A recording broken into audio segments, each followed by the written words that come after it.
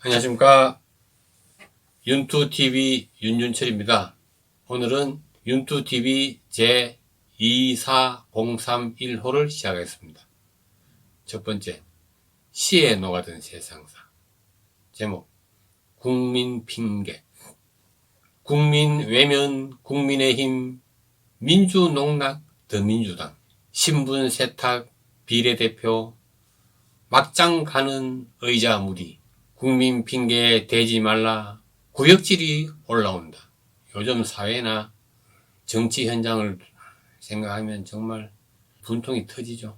이름에 국민이 들어간 국민의힘은 실제로 국민들이 뭘 원하는지, 어떤 대답을 바라는지, 또 어떤 것을 옳다고 생각하는지 전혀 감이 없는 것 같습니다.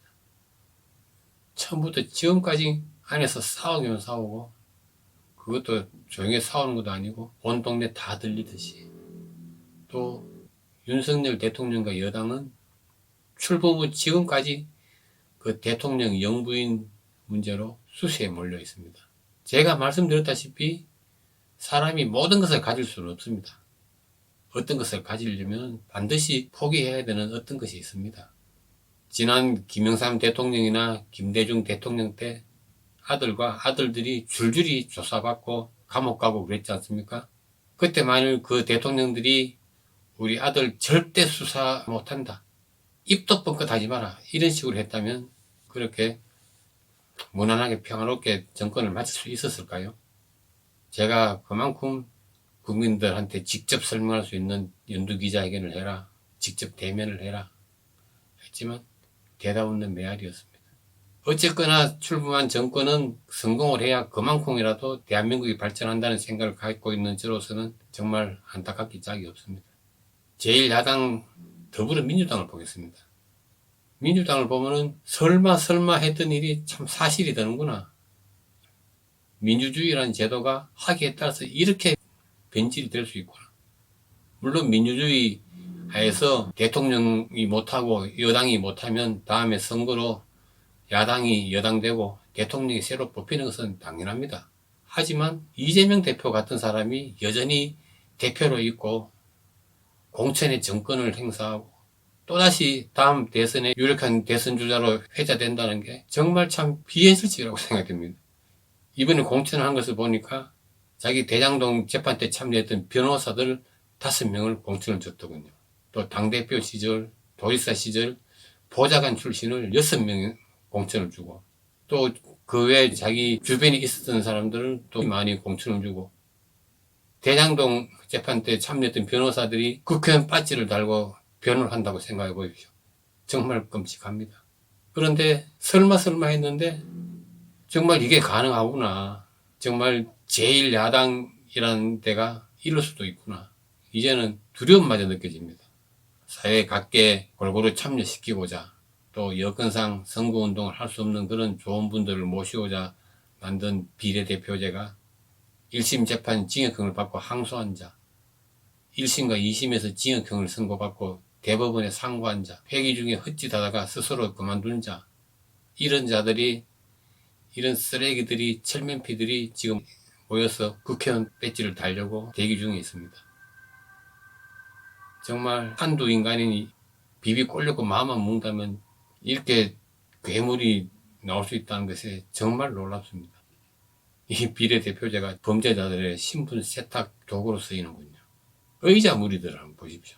처음에 의사를 이길 수 있는 정부는 없다고 하더니, 그 다음에는 대재앙이 오게 하겠다고 하더니, 드디어 정권 퇴진 운동을 하겠다. 심지어 의료 시스템을 작사를 내서 아비규환을 만들겠다. 이런 의자 무리들이 참 우리를 분노케 합니다. 지금 대한민국에는 뒤에 붙이는 호칭이 약 3가지 정도가 있습니다. 우리를 위해서 열심히 연구하고 애쓰는 과학자, 학자, 이런 분들한테도 사람 자자를 씁니다. 또 나름 전문적으로 일을 하시는 회계사, 변리사, 검사, 판사, 이런 분들한테는 선비 사자를 씁니다. 유일하게 선생님과 의사들한테는 그동안 스승사자를 써왔습니다. 하지만 이런 무례배 같은 정말 막말의 폐륜적인 말까지 쏟아내는 이런 의료기술자들한테 우리가 서성사자를 붙일 이유가 있겠습니까? 물론 현재도 서성사자를 붙여도 마땅한 분들도 계시지만 이런 무례배들한테는 자자도 과분하다고 생각합니다. 그렇지만 그 밑에 말은 없기 때문에 저는 의자라고 부르기로 했습니다. 의료기술자, 정말 바닥이 어딘지 어디까지 파고 들어가는지 한번 보겠습니다.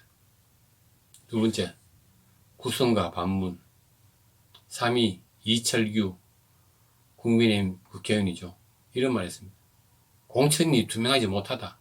이러면 같이 갈 수 없다. 당의 비례대표 공천에 불만이 있다고 그것도 조용히가 아니고 기자회견까지 열어서 한 이야기입니다. 묻겠습니다. 그 나이 묵었는데 그렇게 철이 없나요? 2위 유시민 이런 말 했습니다. 미친놈들. 또 안 맞아봤어 그렇다. 윤석열 대통령 지지율 40%가 됐다고 안도하는 것을 보고 미친놈들을 했답니다. 문재인 대통령 때는 최저가 40%였다고. 또 한동훈 비대위원장한테는 안 맞아봐서 그렇다고 이야기해서 그 전에 자기 입으로 사람은 60세가 넘으면 뇌가 썩는다더니 스스로 몸소 보여주는 것 같습니다. 문재인 대통령 40%는 출범 당시 80%, 90%의 지지율을 갖고 출발해서 반토막도 더 난 게 40%입니다. 그래서 정권 연장을 한 번도 못했고요. 또 안 맞아봤어 그렇다. 학생 때부터 못된 것만 배워서 민간인을 감금하고 폭행하고 하는 사건에 연루되어서 징역형을 받고 나온 사람이 정말 참 내 같으면 부끄러워서 그런 말을 못하겠네요. 묻습니다. 내가 더 썩기 전에 시골에서 요양이나 하는 게 어떨까요? 1위 손흥민 이런 말 했습니다. 지금 내가 하는 것을 절대로 발설하지 말아 주십시오. 최근 보도에 따르면 손흥민 선수가 영국 현지에 약 40군데의 무료 급식소를 운영 중이라고 하였습니다. 평소 어린이들 사랑하고 봉사활동 많이 하는 것은 알았지만 3년이 넘는 기간 동안 이 무료 급식소를 40개 가까이 운영했다는 것은 정말 아무도 몰랐답니다. 그만큼 바깥에 알려지는 것을 꺼려해서 조심했다는 말이겠죠. 지금 태국전을 마치고 안 좋은 마음이 있을 텐데 참 고맙고 미안합니다. 한마디 하겠습니다. 손흥민 선수 이제 정말 국가대표 은퇴하시고 프리미어 리그가 됐든 그 외 세계적인 딴 리그가 됐건 가서 마음껏 행복 축구를 하십시오. 이상 오늘 방송을 마치겠습니다. 이번 달에는 모처럼 친구들과 여행도 다녀오고 또 여행 막바지에 감기가 좀 심하게 들어서 이번 달 방송 좀 많이 늦었습니다. 다음에는 좀 더 좋은 내용을 찾아뵙겠습니다. 감사합니다.